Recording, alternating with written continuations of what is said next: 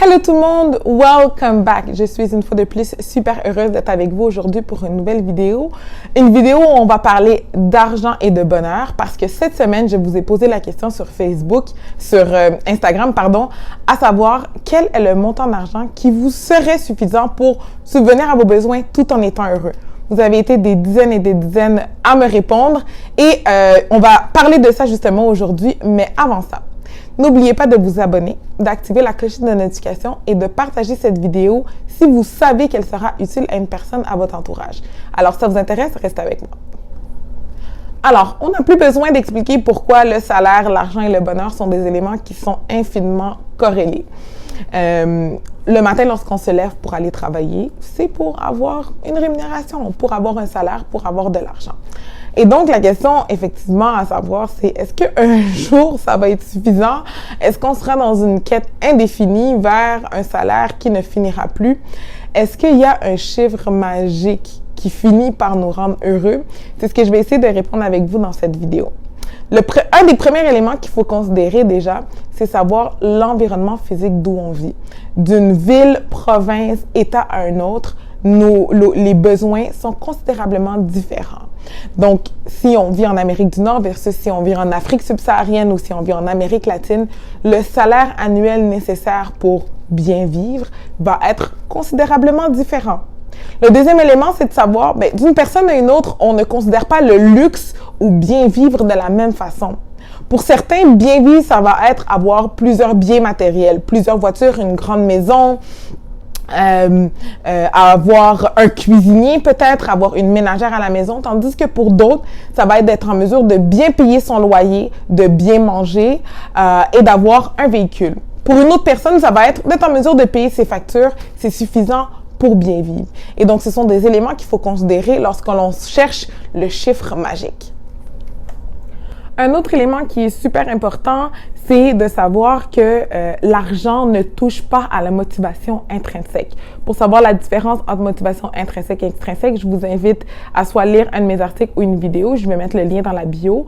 Mais l'argent vient toucher la motivation extrinsèque. Ce qui veut dire que une fois qu'on va avoir eu ce 5, 10, 15, 20 000 $ supplémentaires, il va avoir un effet sur notre bonheur qui peut être instantané et qui va durer, most likely, environ 6 mois.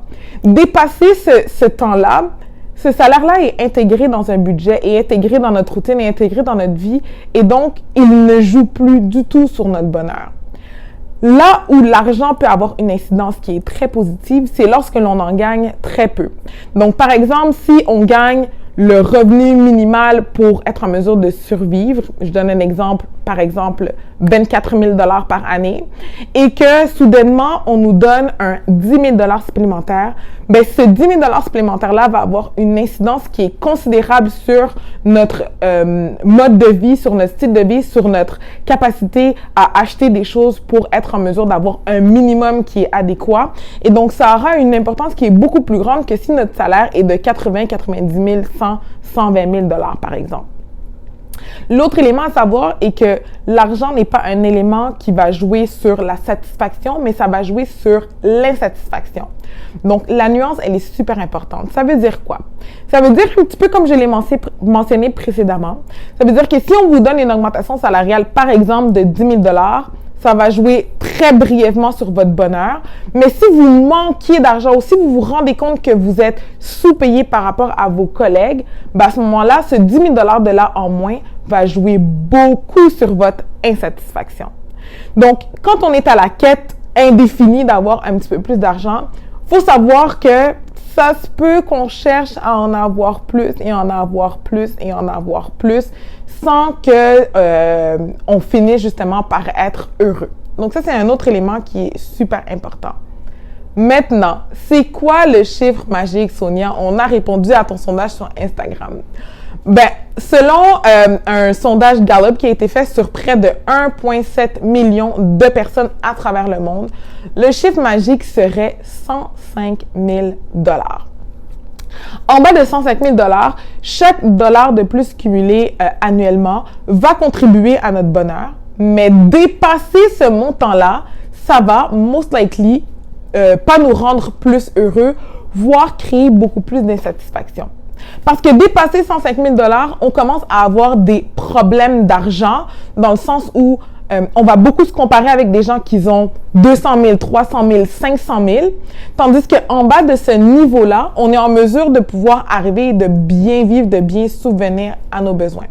Je l'ai mentionné au début, d'une ville à une autre, ça va légèrement être influencé, mais ça reste le chiffre magique, grosso modo, à travers le monde. Ce que Jacques Forêt, qui est professeur, chercheur, psychologue organisationnel et expert en motivation, nous mentionne, c'est que dans une société, de façon générale, l'idéal serait qu'entre le salaire le plus bas et le salaire le plus haut, le salaire fasse fois entre 5 et 7. Mais aux États-Unis, on fait fois 354. Wow! Le capitalisme à son apogée, right? On peut donc comprendre pourquoi aux États-Unis, même ici, l'argent a une importance qui peut être démesurée sans nécessairement que le capital bonheur soit au rendez-vous. Puis je me suis rendu compte de façon vraiment très personnelle, je suis en congé maternité depuis 9 mois, puis avec le RQAP, on a la possibilité d'avoir une portion de notre salaire. Donc présentement, puisque le plafond est à 78 500, si je ne me trompe pas, je suis à moins du 55% qu'ils proposent, mais nonobstant ça, je me rends compte finalement que puisque j'ai la possibilité de faire plusieurs choses, notamment faire des capsules. J'ai la possibilité de voir mon fils, d'être avec mon fils la majorité des heures tous les jours. J'ai la possibilité de dîner avec mon mari. J'ai la possibilité de voir ma mère en après-midi. J'ai la possibilité de passer du temps avec mes proches, de faire des choses personnelles qui me plaisent beaucoup. Mais mon niveau de bonheur, même si le salaire est beaucoup plus bas, est tellement plus élevé. Ça me démontre donc à moi, effectivement, que le salaire ne joue pas nécessairement sur le bonheur.